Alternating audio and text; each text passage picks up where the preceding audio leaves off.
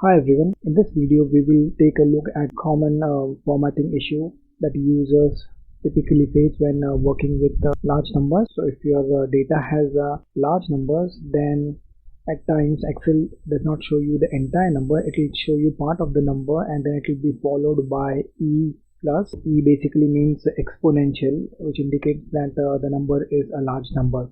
So in this video we will see how to get rid of that E plus and show the entire number.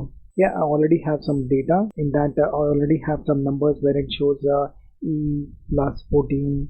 So if you look at the E plus 14, it's actually a big number. Similarly, the last one, if you see, it's a big number, but Excel does not show the entire thing. Instead, it shows part of the number followed by E plus and another number. So in order to format this, that's an easy way. So you just select the numbers, say right click, and you go to format cells.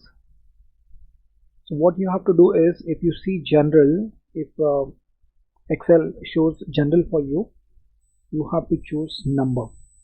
You have to choose number, and in decimal places, if it's already showing you 2 digits, you have to basically reduce the number of digits and make it 0.